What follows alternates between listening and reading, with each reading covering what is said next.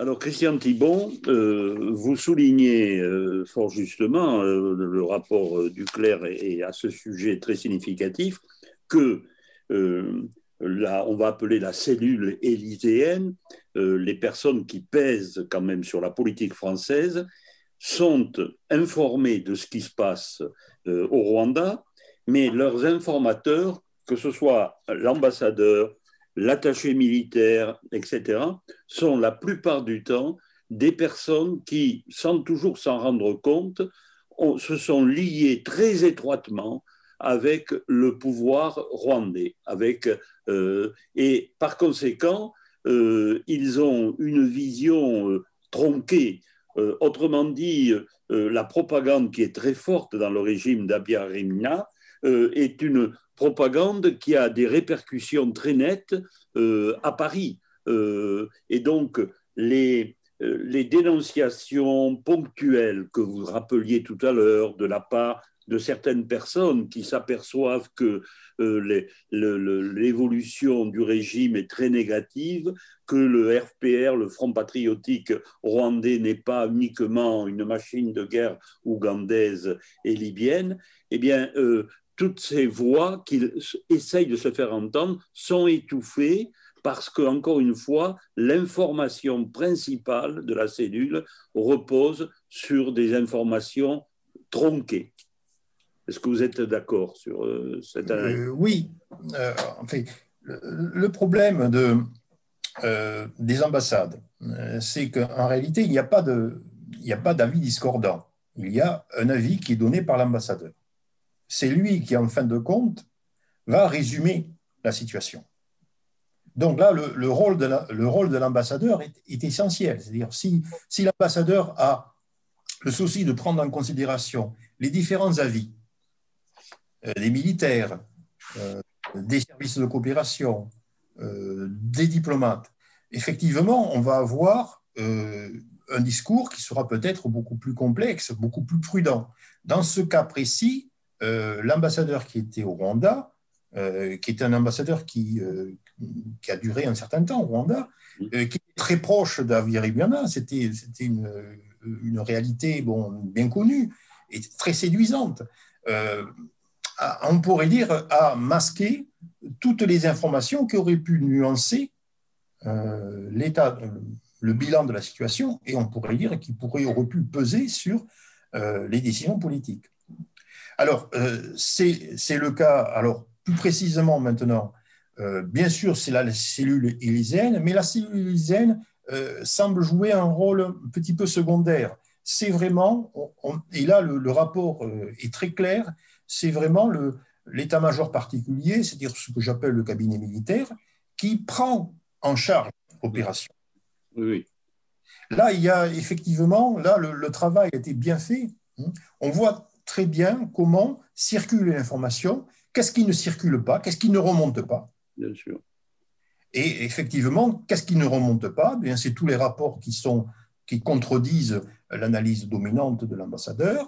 Ce sont toutes les informations qui viennent d'intellectuels, d'humanitaires, qui alertent régulièrement et qui ne passent pas ce barrage.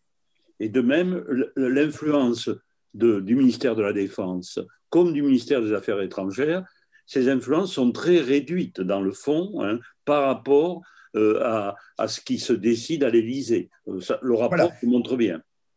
Oui, alors, à la limite même, on a l'impression qu'il y avait au sein du ministère de la Défense, et là les militaires sont en train de parler, donc depuis un certain temps, depuis 15 jours, on voit des déclarations, des témoignages de militaires qui étaient en poste.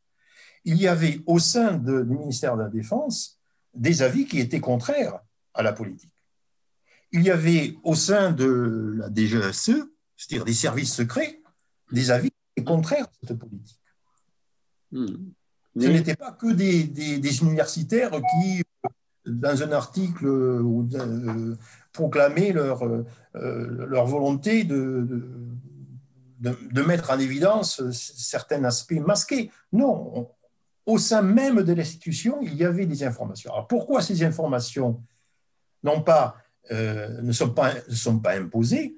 D'abord parce qu'il y avait des barrages, enfin, plusieurs barrages qui étaient associés à des individus.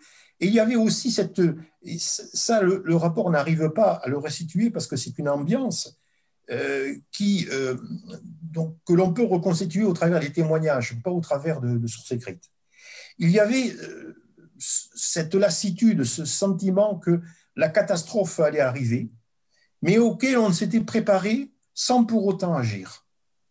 Ça, c'est une réalité qui est très difficile à expliquer, parce qu'en réalité, moi j'étais dans un pays voisin et on avait ce sentiment, c'est-à-dire que le sentiment que la catastrophe allait arriver, qu'elle soit naturelle, qu'elle soit démographique, qu'elle soit politique, on ne le savait pas, ou écologique, on ne le savait pas.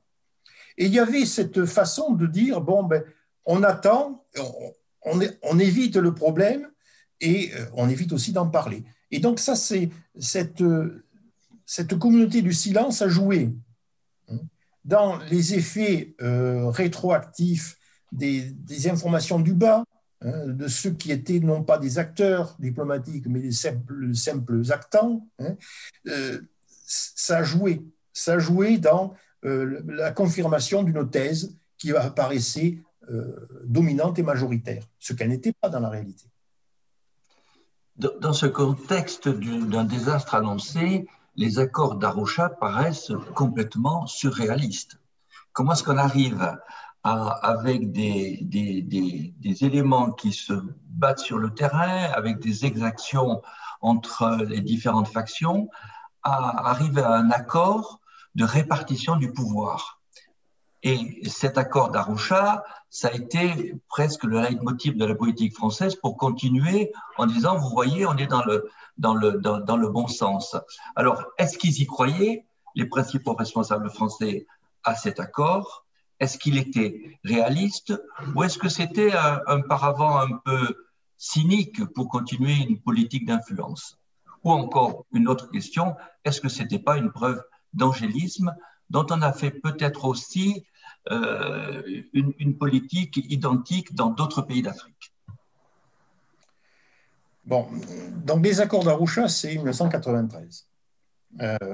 Sur le papier, c'est assez positif puisqu'il y a la possibilité de mettre en place un gouvernement de transition dite élargie avec l'opposition Hutu intérieure et l'opposition du FPR, appelée là opposition Tutsi, mais en fait qui est aussi une opposition extérieure.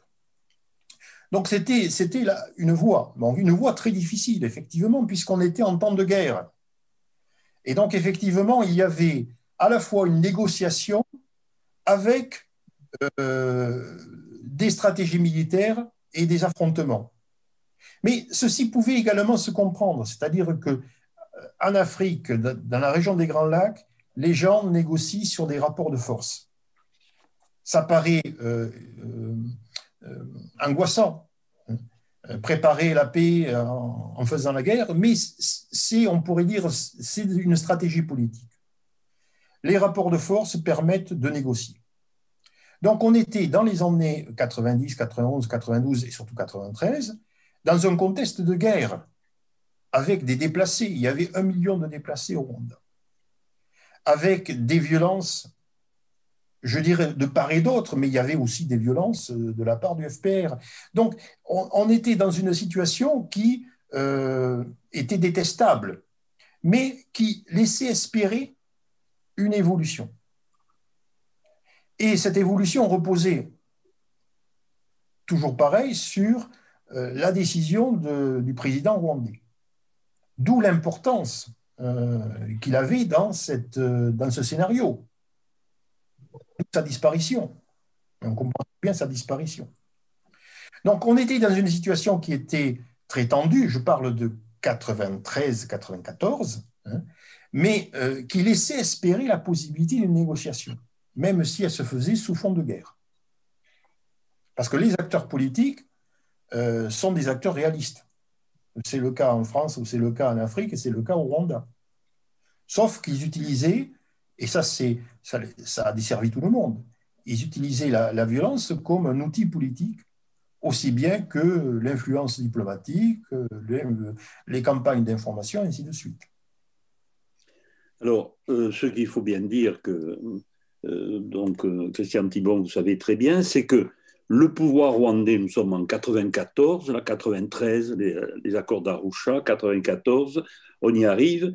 Le pouvoir rwandais est un pouvoir où là aussi il y a plusieurs tendances. En particulier, il y a un extrémisme très marqué, ce qu'on appelle le clan du Nord, avec l'épouse du président de la République, le noyau de l'Akazu, tout ça. Donc ce sont des radicaux Hutus du Nord, très souvent, qui s'appuient sur des milices d'autodéfense, qui peut s'appuyer sur la garde présidentielle, qui a été formée d'ailleurs par des Français. Donc là, il y a un clan radical, extrémiste, qui est contre les accords d'Arusha, qui ne peut pas envisager de s'asseoir à la même table que le RPR. Alors, pas le RPR, pardon, le P, le Parti patriotique rwandais. Bon. Et par conséquent, durant les premiers mois de 94, avant qu'arrive cette catastrophe, là, il y a des attentats, le Front patriotique aussi en profite pour avancer ses pions. Bref, c'est quand même une vague d'assassinats politiques, de tensions extrêmes. Et on en arrive à l'attentat donc contre l'avion présidentiel le 6 avril 1994. Donc, le rapport Duclerc déclare on ne va pas faire une nouvelle enquête pour savoir qui. Il énumère simplement des pistes pour expliquer que donc dans cet attentat périssent les deux présidents, président du Burundi et président du Rwanda. Cet attentat quand même va mettre vraiment le feu aux poudres et déclenche le grand génocide contre les Tutsis. Oui, alors, bon, pour l'attentat, le rapport ne fait qu'énumérer les hypothèses. Voilà. Là, effectivement, on a quelques éléments qui complètent les informations sur l'attentat. Entre autres, disons, qui confortent la thèse que l'attentat aurait été à l'initiative d'extrémistes Hutus, de ce fameux Akazu, clan du Nord, Hutu du Nord, que vous avez bien décrit.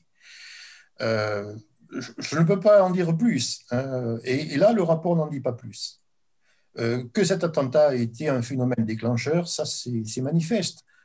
Il y a un élément qui, là aussi, doit être pris en considération. Nous sommes dans la région des Grands Lacs, dans des espaces qui sont des anciennes monarchies, où le personnage du roi était sacré. Et les présidents ont récupéré dans l'imaginaire politique cette dimension. Et ceux qui ont fait l'attentat, je ne sais pas qui c'est qui l'a fait, même si il semblerait que ce soit plutôt les extrémistes Hutus, étaient conscients que par ce geste, ils allaient automatiquement soulever une peur et un désir de vengeance qui dépasserait largement toute leur stratégie.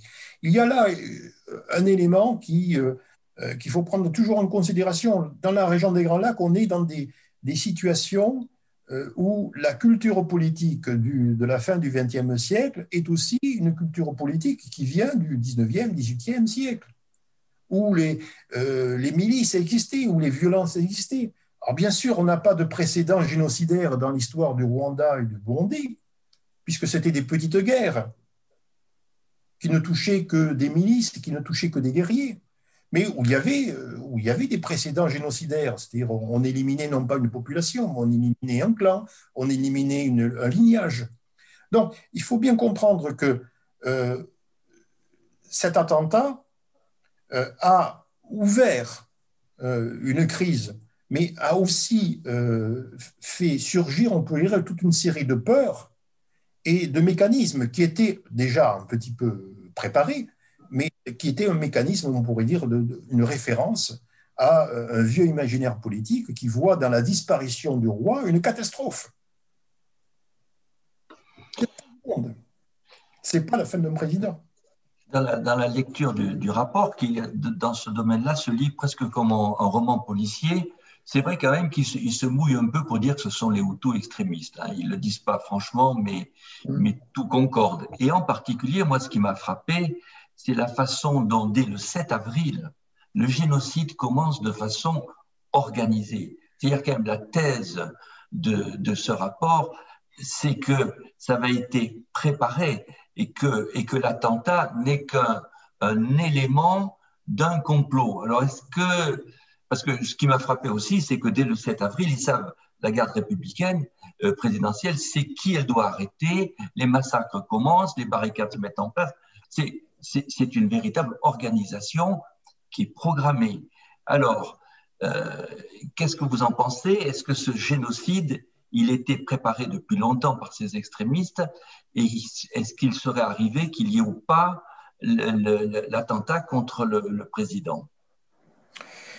Qu'il était préparé, oui, puisque on voit bien qu'il y a un officier supérieur rwandais qui en témoigne, qui le dit à l'attaché militaire. Donc on a des témoignages qui montrent bien, alors en dehors du fait qu'il y avait une organisation, des gens qui étaient fichés, un contrôle des territoires. Nous sommes dans un pays qui est très peuplé, très petit, où tout le monde se connaît. Donc effectivement, identifier les gens, c'est pas difficile. Donc il était préparé, il était dans la tête. Le passage à l'acte, c'est autre chose. Ça veut dire qu'il y a un choc. Et effectivement, ce choc, ça a été l'attentat contre les deux présidents, contre Abiy Ahmed. Alors, il y a un autre élément qui est assez intéressant et que le rapport ne voit pas, qui est ce que j'appellerais le détonateur burundais.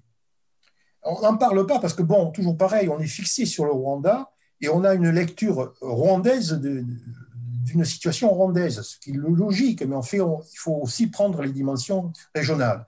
Qu'est-ce qui s'est passé en octobre 93, c'est-à-dire 6 mois avant avril 94? Vous avez l'assassinat du premier président démocratiquement élu, qui était Hutu, au Burundi.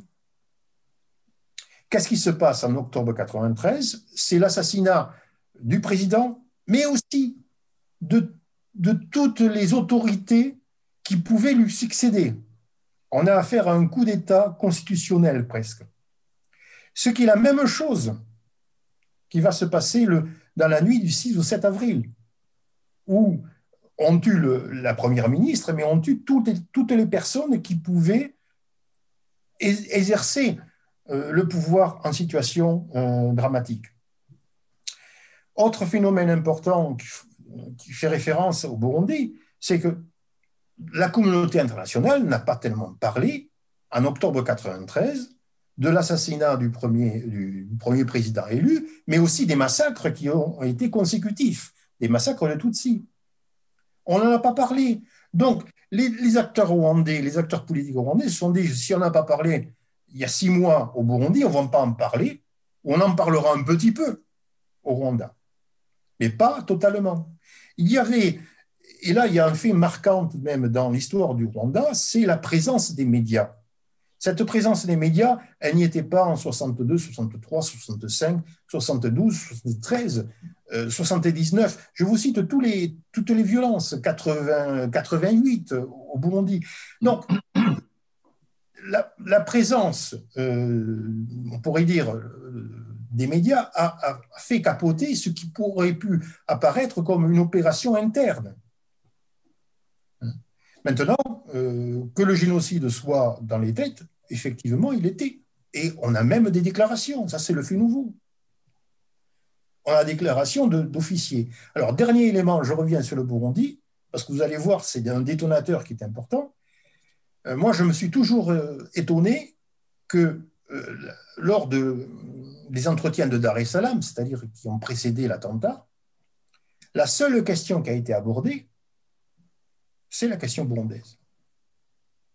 Et la nécessité de réformer l'armée burundaise et de monter une intervention au Burundi pour réformer cette armée. Voilà, s'il y avait un motif, c'est pas, si vous voulez, ça c'est un truc étonnant. C'est une question étonnante, c'est que la réunion de Dar es Salaam n'a pas, tout compte fait, porté sur le Rwanda. À la limite, Juvénal a eu encore la possibilité, a eu encore le délai qu'il demandait pour régler la question.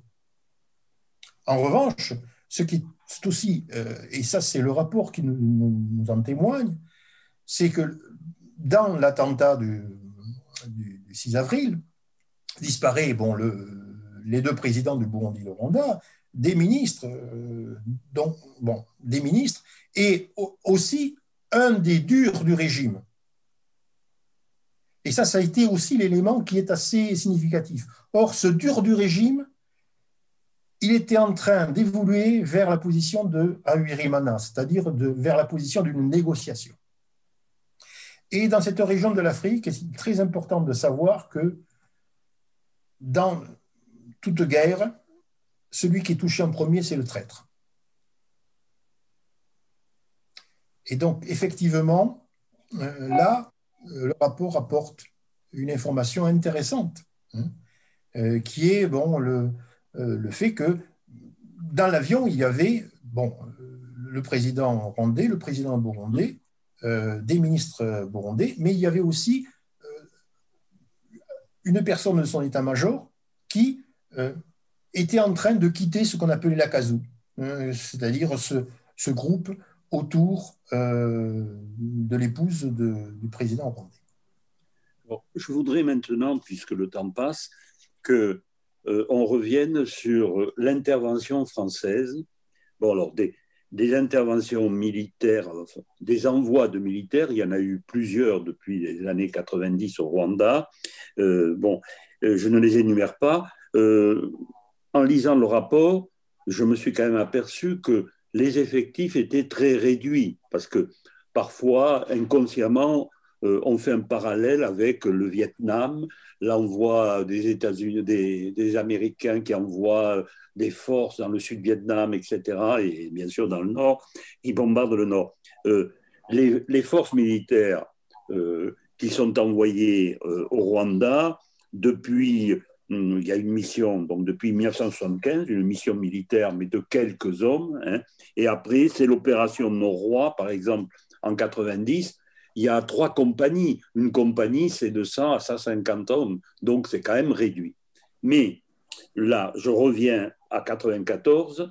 Et la France décide et obtient de l'ONU, non sans difficulté, de pouvoir se lancer dans ce qu'on appellera l'opération turquoise, c'est-à-dire que le 22 juin 1994, donc le génocide a commencé depuis avril, le 22 juin 1994, la France arrive avec 2500 hommes dirigés par le général Lafourcade.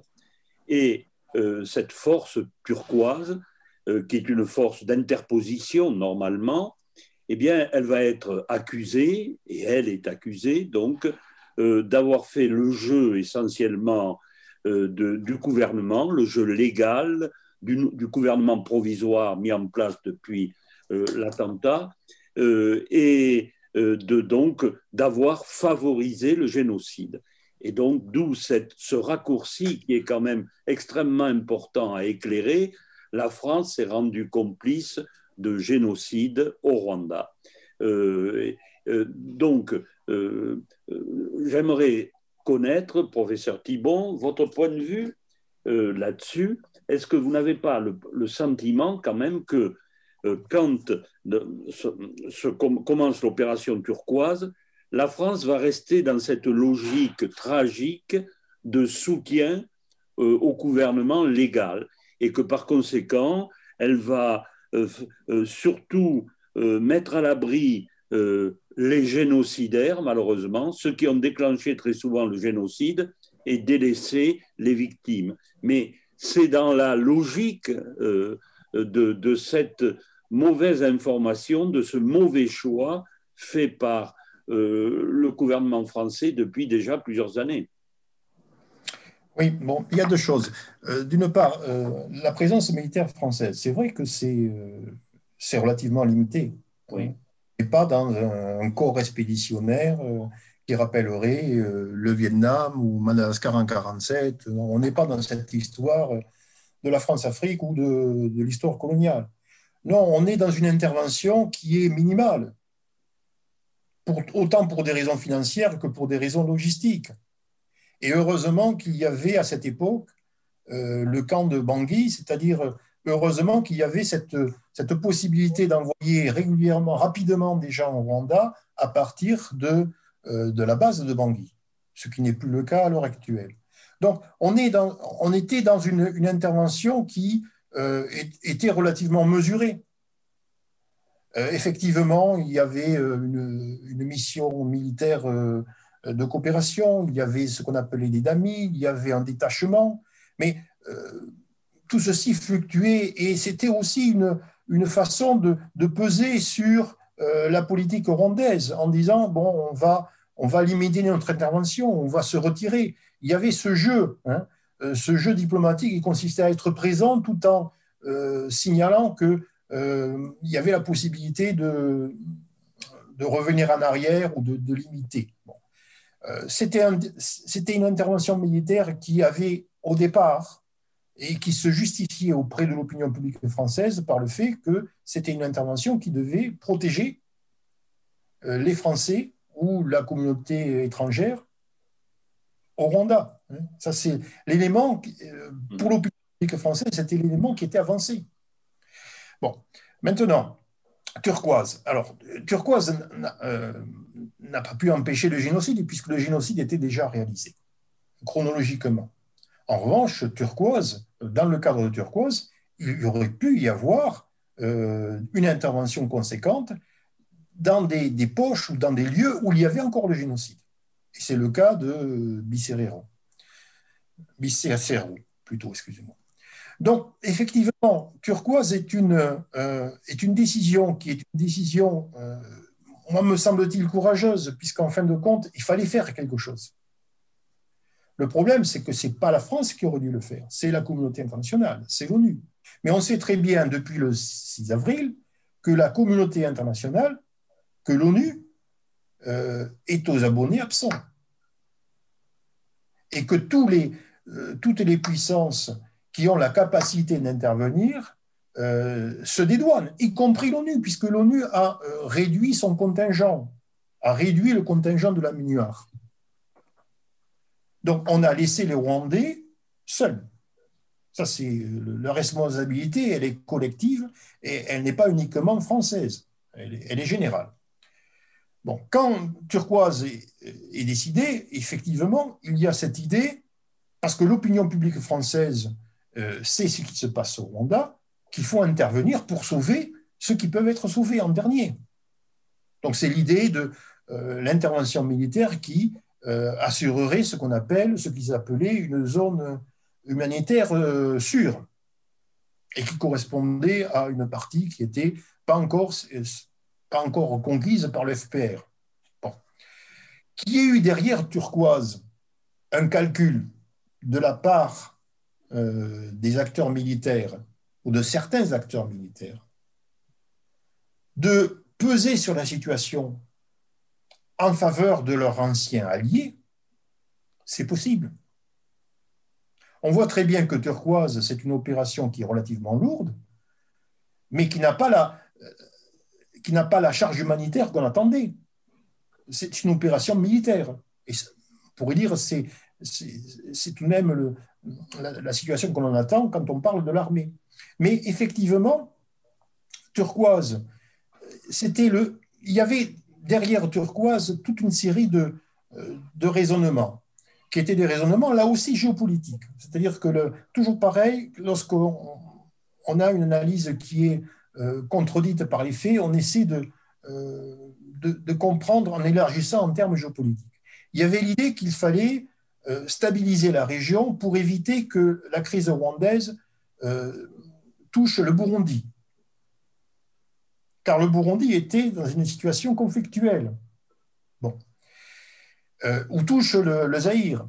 Donc il y avait l'idée, alors assez froide, qu'une intervention bloquerait la guerre et permettrait à tous les acteurs pas nécessairement les génocidaires, mais à tous les acteurs politiques, de négocier enfin. Je pense qu'il y a eu cette idée chez certains. Pas uniquement une volonté de laver l'honneur et de rendre, on pourrait dire, un service humanitaire, mais aussi de peser sur le cours de l'histoire du Rwanda. Sauf que le cours de l'histoire du Rwanda était déjà écrite, c'est-à-dire que la victoire du FPR était acquise. Donc il y a eu sûrement un calcul de la part de certains, et très rapidement, alors au sein du Turquoise, et là les témoignages, ce n'est pas tellement dans le rapport, mais c'est par ailleurs qu'on a des témoignages, on voit très bien des soldats, des officiers, des sous-officiers qui prennent très rapidement conscience du côté étonnant de cette intervention, puisqu'en fin de compte, c'est pour geler la situation. Ce n'est pas pour éviter le génocide, ce n'est pas pour secourir les victimes du génocide, c'est pour geler la situation. Et donc, il y a eu au sein de l'armée française, et là, les témoignages vont de plus en plus se multiplier. Je lisais tout récemment dans Le Monde le témoignage d'un officier, donc les officiers, les sous-officiers, et même les soldats vont en parler. Il y a eu une prise de conscience au sein de l'armée française que l'opération turquoise n'était pas aussi innocente que ce qu'elle apparaissait. Et il y a eu un arrêt. On voit très bien qu'il y a la volonté de prendre contact avec le FPR. On voit très bien qu'il y a, de la part de la diplomatie française, mais aussi, y compris de la part des militaires français, la volonté de trouver des éléments de négociation avec le FPR. Ce qui n'était peut-être pas le cas au départ. Bon, là, on est dans le procès d'intention, hein, donc il faut faire attention. Mais il ne faut pas éliminer ce scénario. Turquoise est une réponse humanitaire à une crise qui est une crise exceptionnelle, qui est un génocide, mais qui a aussi autorisé certains à penser, au travers d'une présence sur le terrain, ils pourraient geler la situation et aboutir à ce que Arusha avait envisagé, c'est-à-dire une négociation avec un gouvernement de transition élargie. Il ne nous reste que 3-4 minutes et j'aimerais vous poser la question suivante. Où en est aujourd'hui, en 2021, le Rwanda? Est-ce qu'il y a une esquisse de réconciliation un peu entre les ethnies? C'est Paul Kagame, donc l'ancien responsable du Front patriotique rwandais, qui est à la tête du Rwanda, toujours, je crois. Donc, quel est votre point de vue?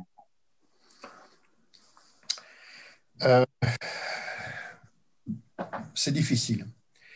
C'est difficile parce que, bon, on est au Rwanda dans une situation tout de même qui est encore au lendemain du génocide. Donc, il est difficile de demander au Rwanda, me semble-t-il, d'avoir des institutions, une philosophie politique, des comportements qui seraient ceux de la Suède ou de la Finlande ou même de la France. Le génocide a été tellement traumatisant qu'effectivement, pour sortir du génocide, le pouvoir autoritaire est peut-être un élément de sortie. En revanche, ce qui est certain, c'est que les résultats économiques de ce pouvoir sont indéniables. Le Rwanda s'est reconstruit.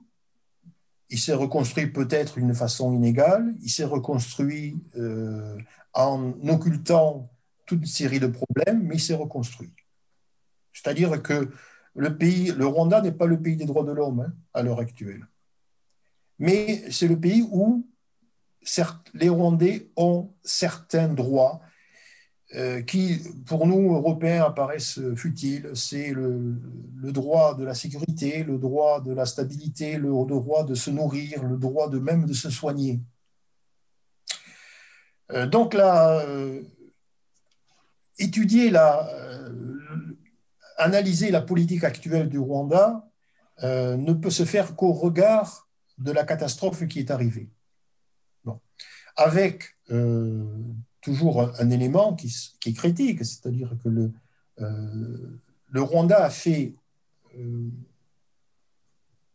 a relevé le défi de reconstruire sa société sans pour autant aborder la totalité et la complexité du génocide, y compris des dimensions qui sont, par exemple, les crimes du FPR, surtout au Zaïre. Donc là, il y a des contentieux. Et un jour ou l'autre, il faudra automatiquement que le pouvoir rwandais aborde cette question. Mais il faut qu'il évacue le génocide, et il le fait en termes économiques essentiellement, il le fait aussi en termes politiques, et le rapport va participer un petit peu, parmi tant d'autres, à cette façon de dépasser ce traumatisme dans l'histoire. Sur cet aspect de la situation actuelle, et nous remercions vivement le professeur Christian Thibon pour cette interview, cet entretien qui nous a apporté des éclairages très précieux. Merci. Après cet entretien passionnant avec Christian Thibon, nous terminons notre enquête par un témoignage, celui de Roger Vincent Calatayud, avocat à Tarbes, qui a participé à une commission de juristes au Rwanda en novembre 1994, c'est-à-dire quelques mois après le génocide. Roger Vincent Calatayud, vous êtes donc avocat dans les Hautes-Pyrénées, à Tarbes, bâtonnier de l'ordre, et en novembre 1994, vous vous êtes retrouvé au Rwanda dans le cadre du programme des Nations Unies pour le développement. Exactement, quelle était la mission que vous aviez ? Bon, en réalité, j'avais été contacté par le programme des Nations Unies pour le développement, le PNUD, qui, après le génocide rwandais, j'ouvre une parenthèse, c'est aujourd'hui même, le 7 avril c'est exact. 1994, nous sommes jour pour jour, 27 ans, je crois, après le génocide, qui avait mis en place avec la CCT, c'est l'Agence de coopération culturelle et technique des Nations Unies, pour organiser une mission d'évaluation, d'observation technique judiciaire. C'est justice et réconciliation au Rwanda. Parce que toutes les conférences internationales, et notamment les conférences de bailleurs de fonds, qui étaient réunis par les Nations Unies, par l'Union européenne, par l'Union africaine, etc., pour reconstruire ce pays qui était complètement dévasté, avaient pris la mesure de ce sinistre national qui avait infesté toute la sous-région des Grands Lacs, pour dire il faut commencer par le commencement, et on ne pourra pas commencer par le commencement sans reconstruire la justice pour parvenir à une réconciliation nationale.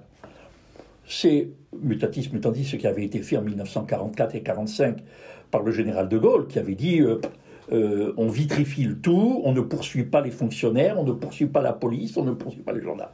Et là, un petit peu, c'était savoir qu'est-ce qu'on allait faire de ce pays qui était en décomposition. Alors, pourquoi j'ai été contacté ? J'ai été contacté parce que je suis membre fondateur du Forum de Lisbonne, qui était une excroissance du centre nord-sud du Conseil de l'Europe, à Lisbonne, et nous organisions beaucoup de conférences sur la promotion et la défense des droits de l'homme, notamment en Afrique et sur le pourtour méditerranéen.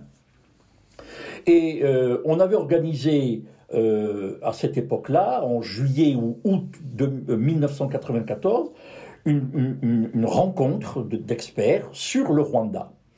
Et le Rwanda, la crise venait de s'arrêter, puisque le 4 juillet 1994, c'était la prise de Kigali par le FPR, et grosso modo, la fin de la guerre, un petit peu comme la libération de Paris ou le débarquement en juin 1944. Et donc, le PNUD avait organisé cette mission. Alors, c'était une mission internationale. Oui, vous étiez de quelle nationalité, hein ? D'abord, combien à peu près ? Alors, on était une huitaine environ. On était une huitaine. Il y avait par exemple un Sénégalais, il y avait un Pakistanais, il y avait un Béninois, et 3 Suisses et 3 Américains. J'étais le seul Français. J'étais le seul Français. Alors, petite anecdote, j'étais le seul Français, mais tout le monde était très étonné de me voir Français après le génocide rwandais, quand on sait ce qui s'était passé là-bas, le rôle direct, indirect, possible, probable de la France, etc. On était très étonné de voir que j'avais un passeport français. Entre nous soit dit, souvent, quand on me posait la question, je disais que j'étais belge, canadien ou suisse. Parce que la France était quand même considérée comme étant un pays qui avait eu partie prenante dans ce désastre de la sous-région. Donc, je préférais dire que c'était beaucoup plus neutre. Et donc, nous avions reçu comme terme de référence de cette mission, essayer de trouver des modalités pour reconstruire le système judiciaire du pays, pour que justice passe et pour qu'on puisse parvenir à une certaine réconciliation. Alors, on a vu 1000 personnes. Une autre petite anecdote, lorsque nous sommes arrivés à l'aéroport de Kigali, bien sûr, nous avons été accueillis par qui et qui, mais la première des choses était de savoir où est-ce que nous allions être hébergés. Le pays était dévasté. Donc on a trouvé des chambres, on a partagé des chambres, la plupart des hôtels n'avaient pas d'eau, n'avaient pas d'électricité, enfin bon, c'était un pays qui était en plein chaos, Personnellement, compte tenu de mon âge, je n'avais jamais connu ça, même si j'ai pu faire des missions dans des pays improbables, comme la Guinée équatoriale par exemple, etc., mais qui n'étaient pas des pays en guerre. Mais là, c'était un pays qui était dévasté, où il y avait encore des reliefs de cette persécution, des cadavres, enfin bon, des choses un petit peu invraisemblables.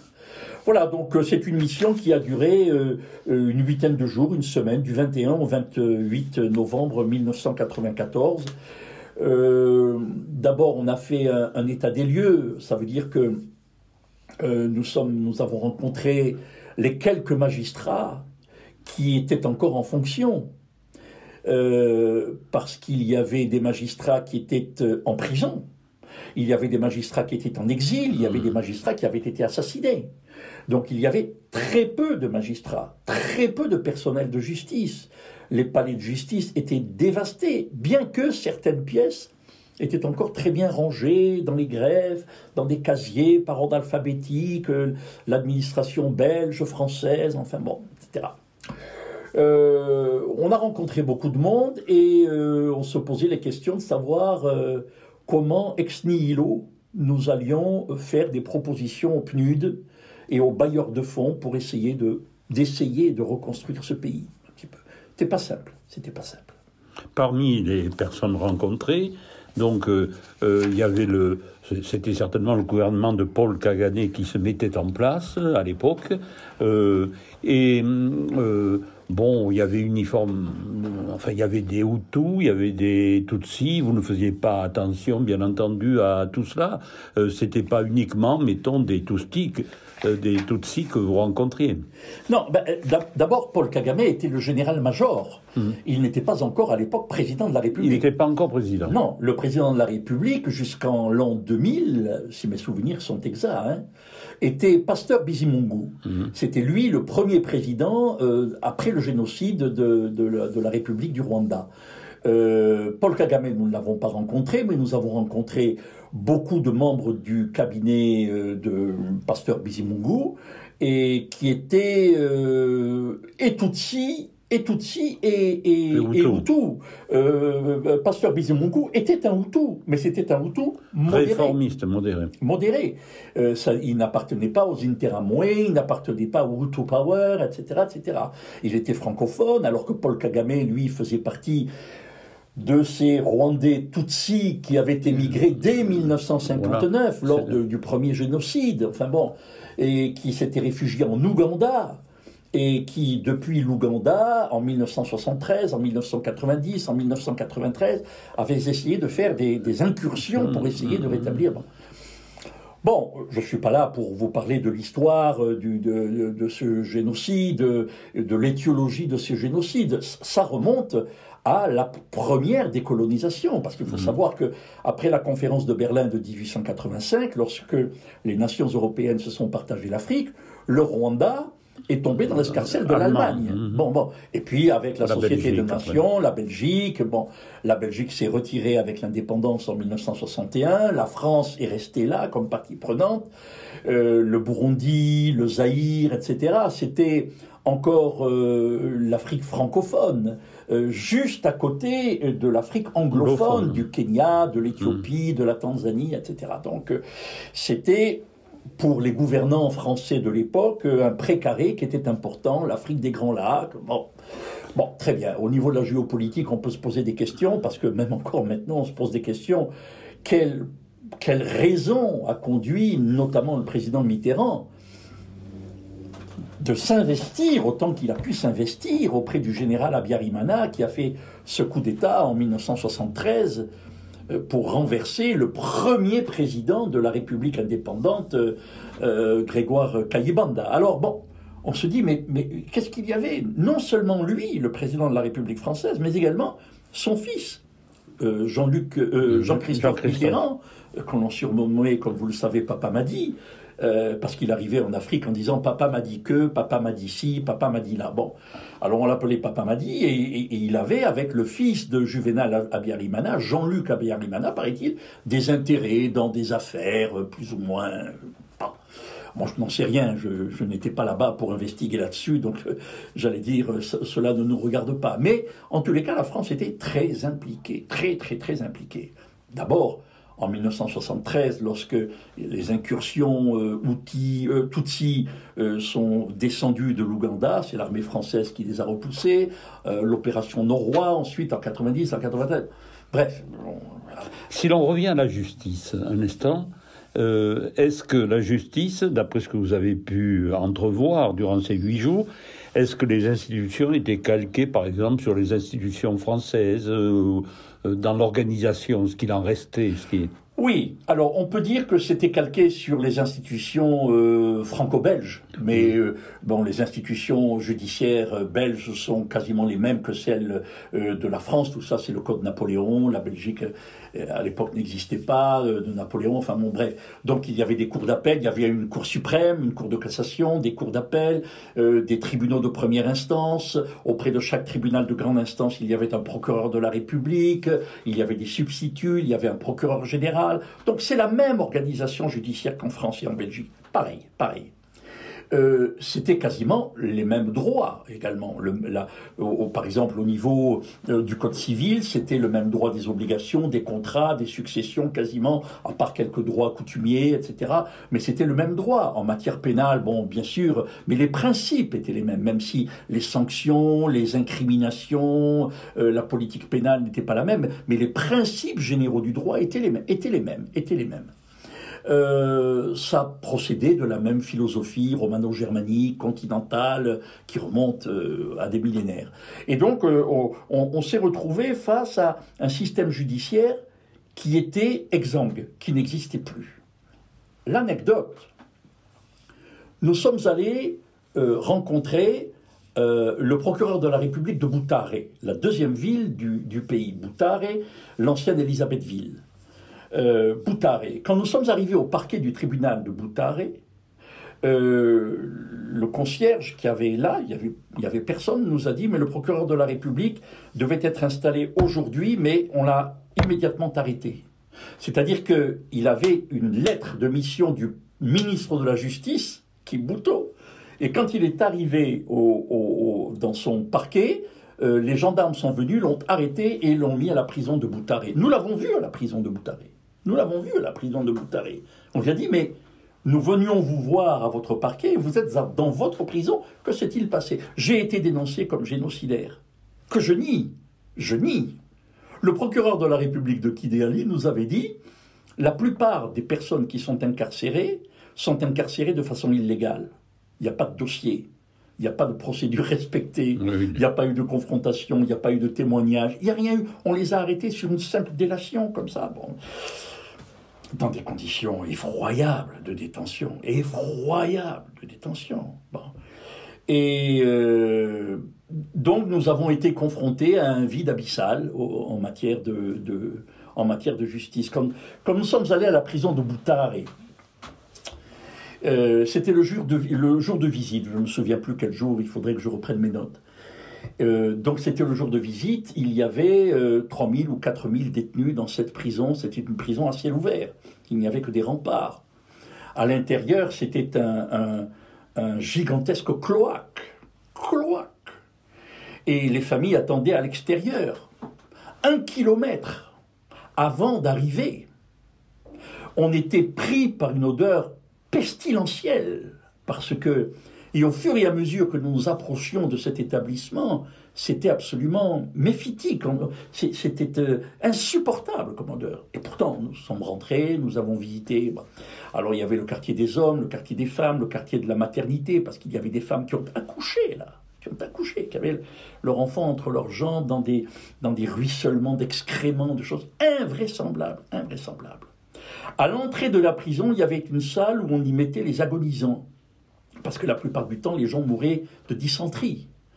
Et on les mettait là, et on savait très bien qu'ils allaient mourir dans les heures ou les jours qui viennent, pour ne pas qu'ils soient avec les autres. Et puis ensuite, on les mettait dans la fosse commune avec de la chaux. Enfin, c'est absolument dantesque. Et nous qui étions là, qui venions des pays industrialisés ou pas, parce qu'il y avait un petit peu toutes les nations qui étaient là, on était terrorisés de voir ce que l'on a vu, parce qu'on se disait, mais c'est pas possible qu'à la fin du XXe siècle, on se trouve confronté à une telle horreur. Bon, on se disait, mais comment ce pays va-t-il faire pour se relever? Eh bien, il s'est relevé.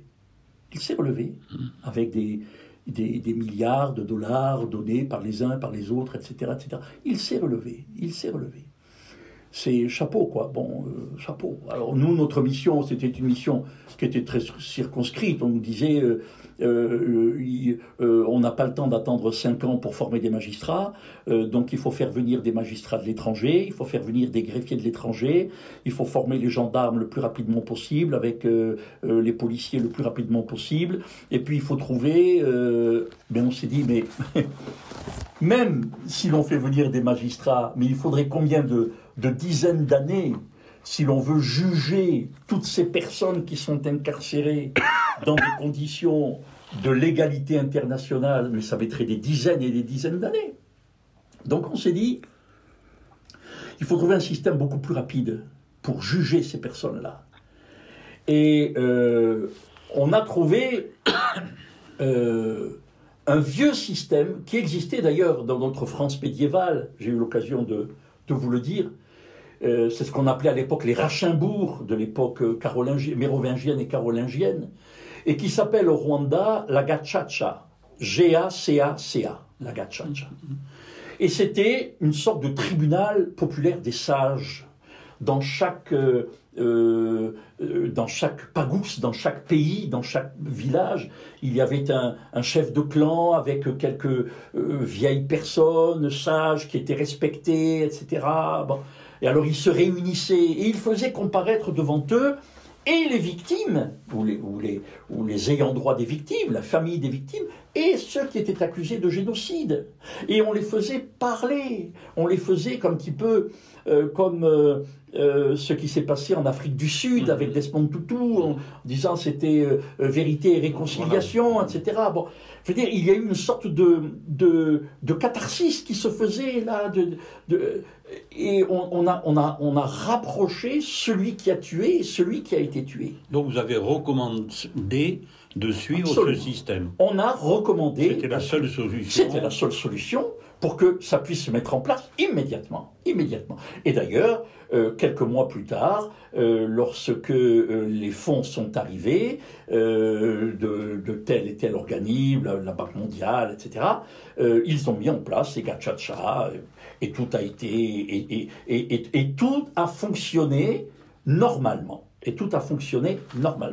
Parce que politiquement, le nouveau pouvoir en place voulait que ce soit des juridictions rwandaises qui juge les Rwandais. Même si les Nations Unies, dès le mois de décembre 1994, a créé le tribunal pénal international d'Arusha. Dès le mois de novembre. Oui, dès le mois de novembre 1994. Donc, il y a eu ce tribunal à Arusha, en Tanzanie, au pied du Kilimandjaro, et à Arusha, parce qu'en août 1993, il y a eu les accords d'Arusha.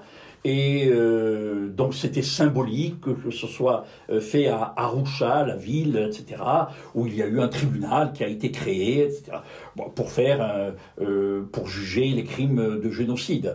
Les personnes qui étaient jugées par le tribunal pénal international d'Arusha ne pouvaient pas être condamnées à mort, alors que le tribunal pénal rwandais, lui, avait encore dans son code pénal, tout comme maintenant, la peine de mort. Et il y a eu quelques peines de mort qui ont été prononcées et qui ont été exécutées. Pas beaucoup, mais déjà beaucoup trop. Et comment pouvait-on faire le tri entre les personnes qui relevaient du tribunal international d'Arusha et les autres qui relevaient d'un tribunal rwandais? Les personnes qui ont été jugées par le tribunal pénal international étaient des personnes qui ont été arrêtées notamment à Nairobi. D'accord, à l'étranger. Oui, parce que par exemple, le président Juvenal Habyarimana et Ntaryamira, le président du Burundi, ils sont morts tous les deux dans le même avion, le 6 avril 1994. Dès le 7 avril, ont été perpétrés des crimes. Agathe Uwilingiyimana, la première ministre, a été immédiatement exécutée dès le 7 avril. Des soldats belges ont été, 11 soldats belges ont été également, qui assuraient la protection, ont été également exécutés, etc. La famille de Juvenal Habyarimana a été exfiltrée. Bon, par les Français d'ailleurs. Par les Français, puisqu'elle a été au Zaïre. D'abord au Zaïre, et puis ensuite elle a été logée par la France à Paris, dans la vallée de Chevreuse, dans une très belle propriété. Alors je ne sais pas ce qu'il en est advenu de cette Agathe Habyarimana, mais bref, elle est partie. Mais il y a eu beaucoup de personnes, quand ils ont senti que le FPR s'approchait de Kigali, notamment vers la fin du mois de juin, qui ont pris leur clic et leur claque et qui sont partis notamment pour Nairobi. Et ils ont été arrêtés par la justice internationale par la suite à Nairobi. Mais il y a encore des gens qui sont arrêtés, puisqu'il y a un prêtre qui va être jugé prochainement, je crois. Enfin bon, parce que l'Église catholique, je sais que le pape a fait amende honorable au nom de l'Église pour le rôle de l'Église, pour le rôle que l'Église avait joué à l'occasion de ce génocide. Bon, c'est vrai que l'archevêque de Kigali, etc. Bon. Et une dernière question, si vous permettez, concernant l'opération turquoise, qui était terminée depuis la fin août, quand vous êtes arrivé. Donc, 2200 Français, avec l'aval de l'ONU, sont arrivés au milieu du génocide, d'ailleurs, et il a été beaucoup reproché à ces militaires français, donc, de s'occuper davantage des génocidaires pour les exfiltrer que de protéger les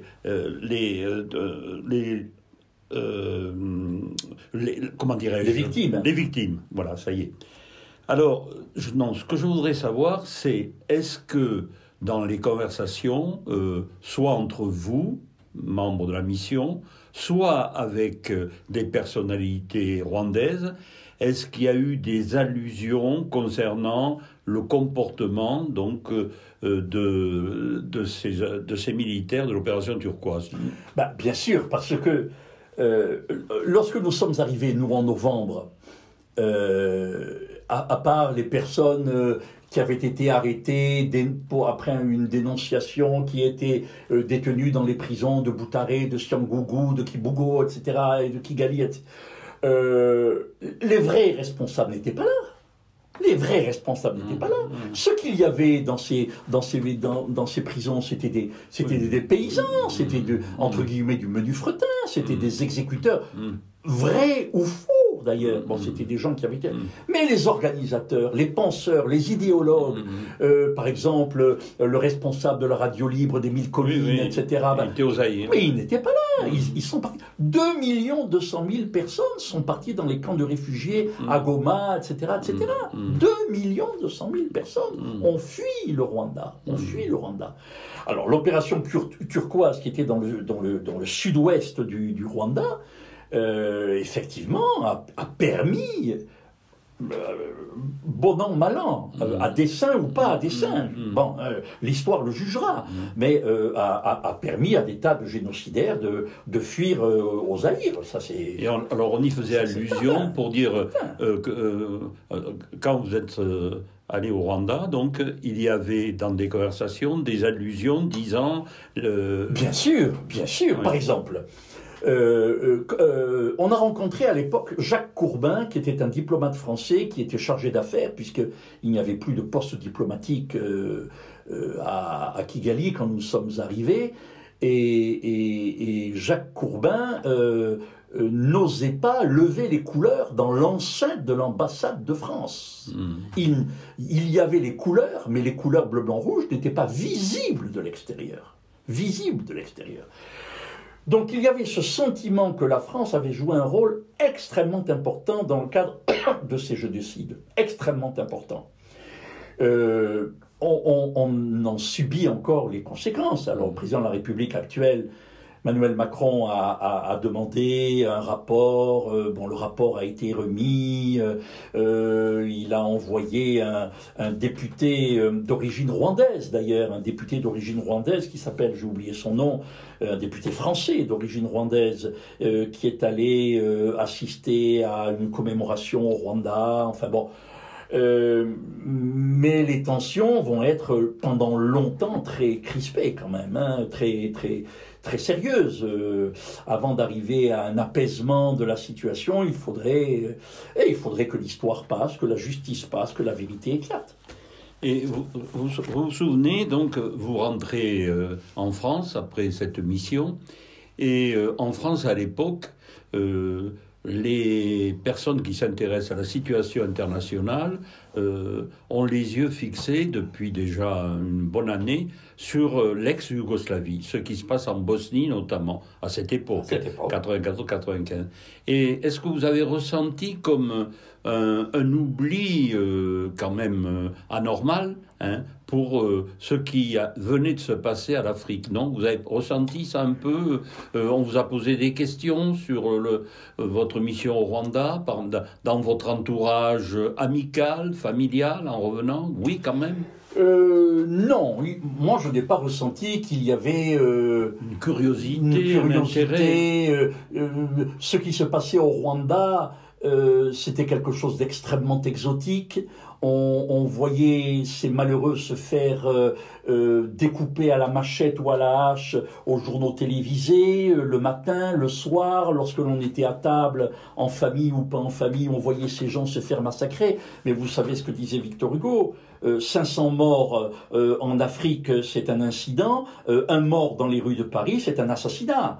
Donc les gens disaient, oui, ce sont des gens là-bas au fond qui s'entretuent, on ne sait pas pourquoi, on ne savait pas ce que ça voulait dire Tutsi, Hutu, les Batois, c'est quoi le Rwanda, les gens ne savaient pas ce que c'était que le Rwanda, la région des Grands Lacs, le Burundi, Bujumbura, les gens ne savaient pas du tout ce que c'était cela. Bon, on a découvert Bujumbura et le Burundi ensuite par le scandale Parti Socialiste, le carrefour du développement, etc., etc.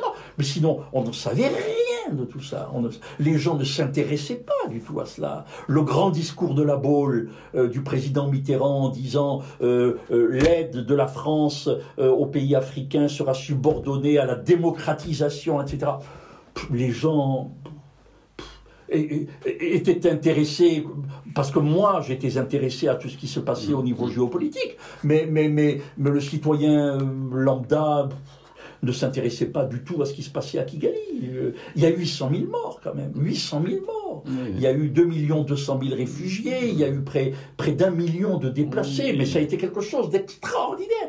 Et puis une vraie révolution, je veux dire. Un pays qui était un pays francophone et catholique s'est retrouvé quasiment du jour au lendemain anglophone et protestant. Il faut imaginer ce qui a dû se passer au quotidien à partir de 1994, pendant les années qui ont suivi, pour cette modification complètement du quotidien des citoyens du Rwanda. C'était incroyable. C'est comme quand Kemal Atatürk a aboli l'écriture arabe pour y mettre l'écriture latine, quoi. C'est une révolution culturelle, civilisationnelle, sociétale, du quotidien. Ça a été incroyable, ça a été incroyable. Et d'ailleurs, quand nous avons rencontré des hauts fonctionnaires et des ministres dès novembre 1994, il y avait beaucoup d'entre eux qui ne parlaient pas le français. Donc ça, on s'est dit, tout de même, c'est une page qui se tourne. Bien sûr. Merci Roger Vincent. Merci à vous.